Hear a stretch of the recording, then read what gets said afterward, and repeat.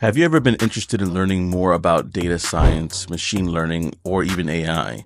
Meet Jeffrey Scruggs, CTO of Venture for them. He has helped countless students navigate this space, as well as provide grants for entrepreneurs looking to develop their businesses. Listen to his story about how he has overcome and encourage others to do the same through content creation and education. But before we start, don't forget to like, comment, and subscribe, as that helps the channel to grow. Now let's begin.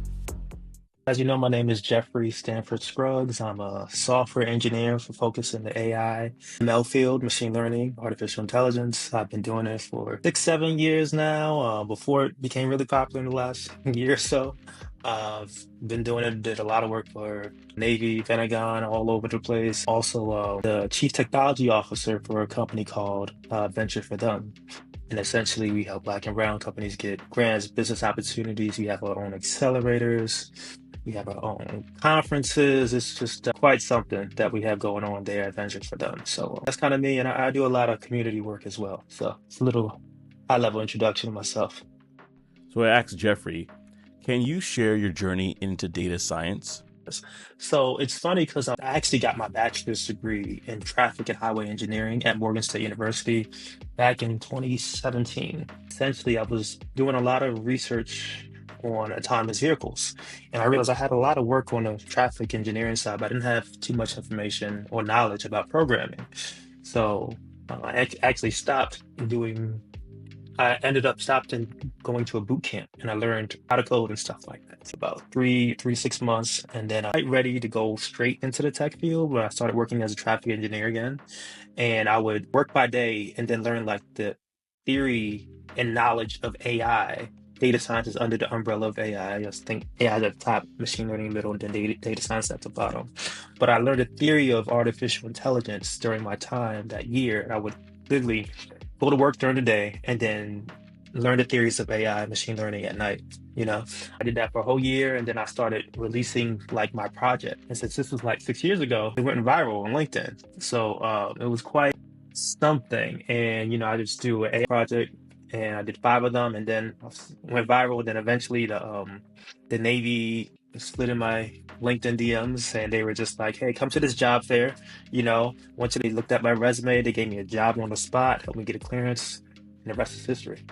Can you talk about how you were able to mesh your career with content creation? It is no matter what you're doing in today's age, you need to put your content out there. And don't worry if you don't get a lot of likes. You never know who's watching. It's the consistency that truly matters. And you showing doing the work again and again and again. And eventually one's gonna notice, and you will, people that, they come through, So that's why I tell everybody that's starting out, just keep in the work, and eventually you'll shine. So How did you grow into your role as a CTO of Venture for them? I'm a data scientist. I work for a current client is Centers for Medicare and Medicaid, but also I'm also the CTO of a company called Venture for Them. About almost 2 years ago, essentially, Keontae, my CEO, he's been one of my greatest supporters, especially when I first started out. Actually, go back to Morgan, we were traffic engineering program together. And when I started putting my content out, he was one of the first people to like repost and stuff. Even before it was like really popular, he's like, "That's doing this thing, I'm gonna support him." And I've gotten really, really big in that field. And then he has a company called Venture for Them. And essentially at first I was just gonna build a website and kind of app and stuff like that. But then he's just like, "Hey, I want to bring you on as a CTO." And I'm like, "Let's do it, see where we can go." And that's kind of how that came about. Tell me about the importance of relationships in this industry. Relationships are very, very important in this industry. Actually, it's almost all industries. I say, this game of life, game of how people want to break it down, it's social. It's good to have your skill set, but you also need to be able to chat as well. And unfortunately, a lot of people, especially in the technical field, are not the best speakers and stuff like that. Things that makes me so useful as a CTO. Yes, I can do technical work, but I can also strike a deal. And I always tell people, like, you don't always have to get something out of it. Help somebody somewhere, and they may be able to help you back later on. Like, approach or meet them. Like, I may not be able to help directly, but I may know somebody that can help you. A year down the line, they get really big or whatever, and maybe they need they can refer you to somebody. One of my mentors told me just keep pushing love into this world and it'll come back eventually. If you're helping someone and you're expecting something back, that's business. You're just helping just for the kindness of your heart as well, you know. So I always try to push out love. But business does have its place, so yeah. What skills or experiences do you consider most critical for success in data science? And what advice would you give to someone just starting in the field? Yes, I tell everyone first learn Python. It is the fundamental. Everybody's using Python. Your greatest engineers, your greatest creators and stuff like that, they have to want to do it. You have to want this. You know, I mean, the money's good. You know, money will come up and down. If you want to be excellent, if you want to be great, you have to have a love for what you're doing. You know, when I first started years ago, they didn't have like AI degrees. I was literally just looking up the fundamentals, just finding all the courses I could, take a piece from here, take a piece from there, find a YouTube video of somebody doing some code and stuff like that. And that's pretty much how I did it. They have so much, there's so many resources out there now. Or literally just the curiosity to learn. You can do it. Try and put your content out there. Every project, put it out there. You'll get noticed. Don't worry about the likes. Somebody's watching. Now, how do you see AI and machine learning impacting jobs, particularly in communities of color? And what can we do to make this transition equitable? Interesting things about this AI ML revolution that's kind of happening now is that people of color have always traditionally been blocked out. Haven't had access, we weren't in the same rooms and stuff like that. We're always getting on it very much later. This is available to all. And anybody can pick up a book, video online, and learn about this and implement this to whatever they're trying to do. You know, one thing I do is to teach how to use AI for whatever you're trying to do. I go around teaching around the country, especially in marginalized communities, telling them how you can use AI, like whether it's helping draft the email, because a lot of people aren't the best writers, you know, writing social media or something like that, helping understand a 30-page document that you don't want to read the entire 30 pages. Just upload it and give me a summarize it.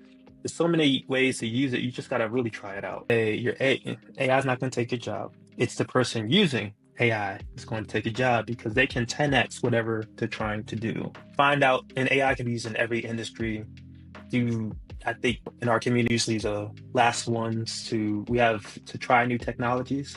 We don't need to be this time. We need to dive in, get in early, and see where we can utilize it. It can be utilized in so many ways. Don't be afraid to use it. Literally, AI is not going to take your job. It's the person using AI. What developments in AI, machine learning excite you the most?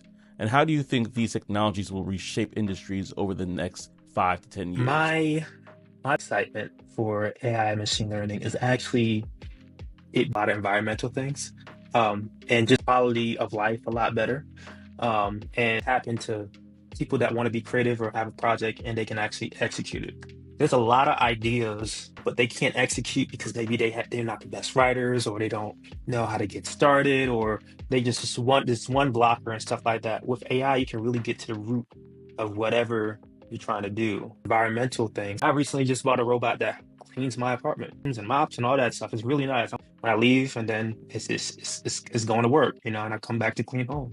You know, cleaning out, you know, our rivers and harbors are going to do the same thing with getting the perfect crop. They have AIs that'll go through a field and zap all the weeds. You know, the tomato that's at its ripest form, you know, 100%, it'll automatically snip it. We're entering an age of abundance, and I don't think people see that too much. They see the fear, but they also don't see like the opportunity that's going to come. Yes, it'll take some jobs, but it also create so much more, and you'll find what it means to be human outside of work. What are the biggest challenges and opportunities in leveraging data science and AI for social good? Just for leveraging AI for social good, people using it for nefarious purposes. If you don't get an AI that is, you know, kind of has safeguards, you can download AIs that are very nefarious. Like they have AIs that, if you dig deep enough, you can have AI that can write red team code, which is essentially like malicious code. Like, hey, I want to attack this website. Here, write the code for that. And before that kind of ability would only be in people's hands that actually knew the technology and how to do it. Now anybody can type up, hey, write a virus, and they can do it. It's just like that. See, they have other AIs that you can download. ChatGPT has safeguards. But if you search the internet just like you would search for a movie that you're not allowed to download, you know, that you can find those AIs. You know, I think one of the biggest concerns, AI can be very convincing and using certain words that trigger things in us. You know, we don't think much, but like, you know, this boggled me. I asked AI to create a prayer and on Facebook, and everybody was just like, "Oh my goodness, this is such an amazing prayer." It was created by AI. It can manipulate the human consciousness. That's what's my biggest concern is in the future. At the end of the day, it's a very powerful tool, but it's a tool nonetheless, just like our cell phones. If you think all the capabilities that a cell phone has, you know, nobody would think that in the very beginning. Like you can get your CD player, you know, right here.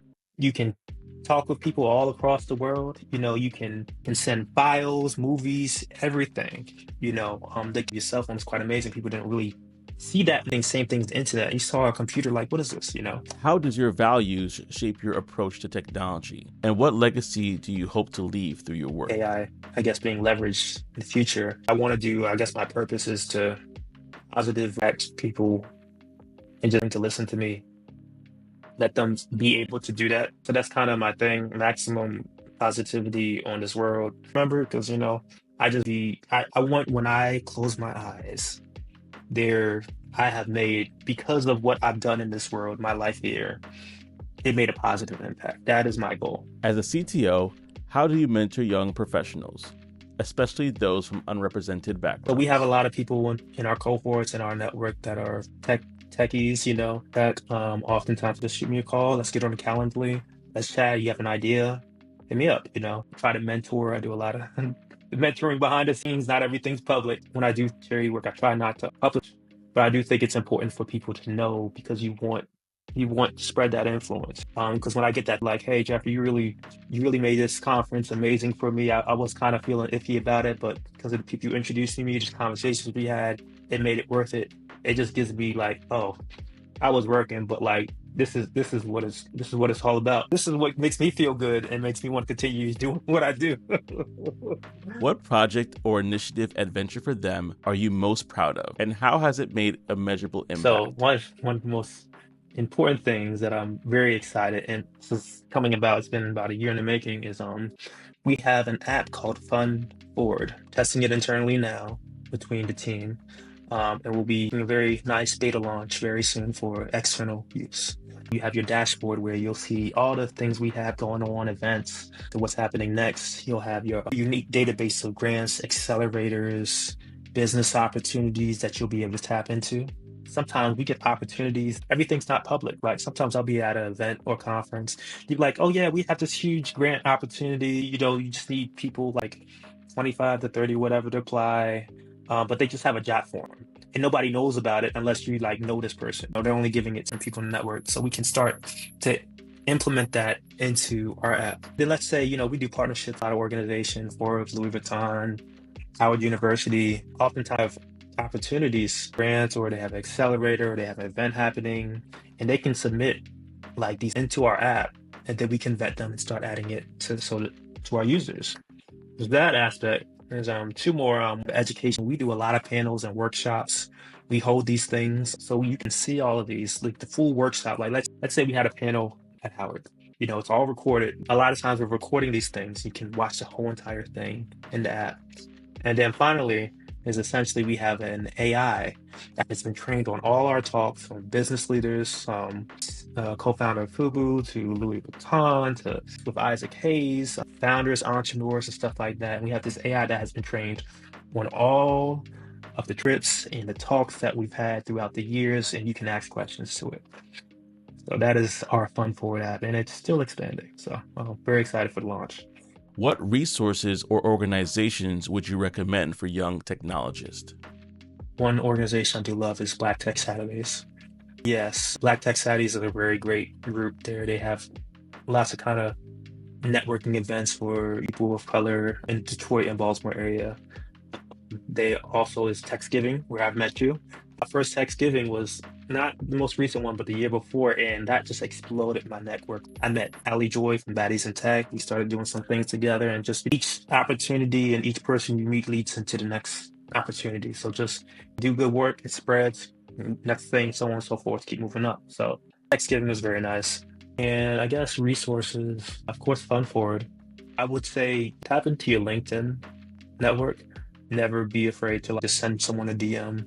There is an app called Blink that lets you get your virtual QR code for your, it's like a virtual networking card. Scan the card and then boom, it shows and you can save, they'll save your information. You swap information, very smooth process. Because a lot of times I'll get somebody's card and I forget I have all these cards in my pocket. So it's very useful. I usually take a picture and that's how we do it. How can the tech industry build more inclusive environments? I think for the tech industry as a whole can build a more inclusive environment. I tell this to everybody. Competition happens at the bottom. Everyone at the top is collaborating. So what I say is learn how you can collaborate with people. I think just because someone may not be as big or whatever, don't be afraid just to chat with them or do a collaboration. Maybe bring them on your show. Me and you. My goal for 2025 is to help people that are trying, but they may not be seen yet, or people that are rising stars, help them get up. Of course, we want them to be quality people. You don't want to put no mess up there, but you want to put good quality people and allow them to shine and show their work because it's for the good of all of us. So that's how I think. Don't be afraid to collaborate with someone who's not at your level or bigger. So always reach down because you're as strong as your weakest link. So Now I shot him over some rapid fire questions. What's the most exciting product you ever worked on?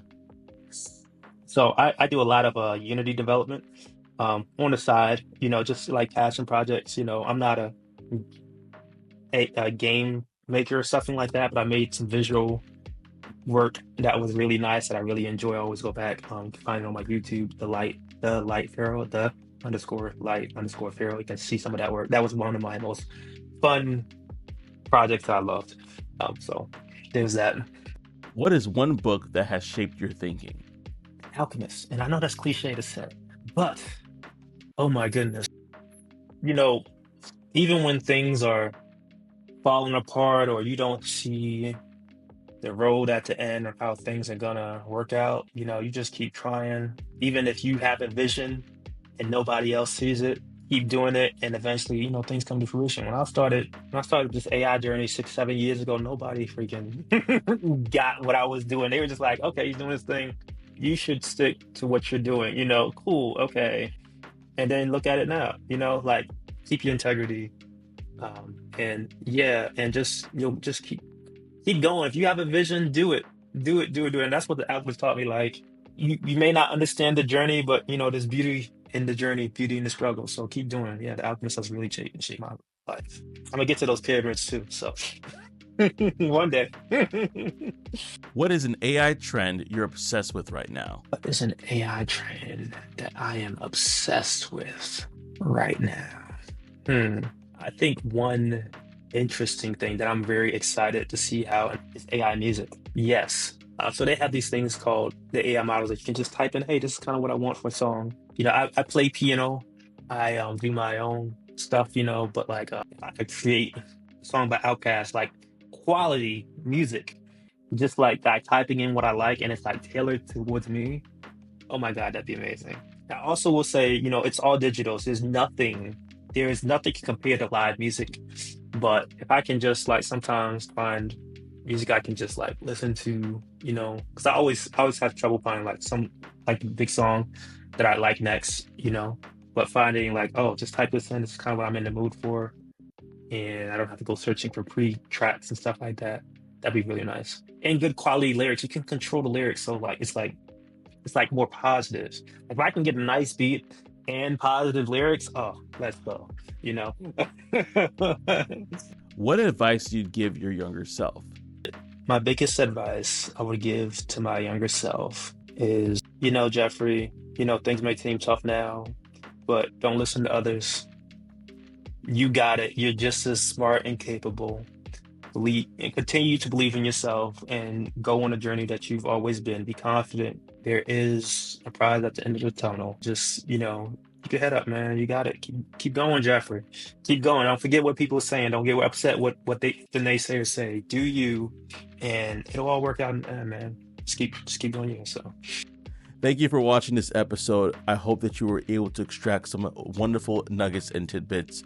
But don't forget, If you liked anything from this show, like, comment, and subscribe, and share with others. Now, I believe that you will find these videos pretty interesting as well. Hope to see you on the other side.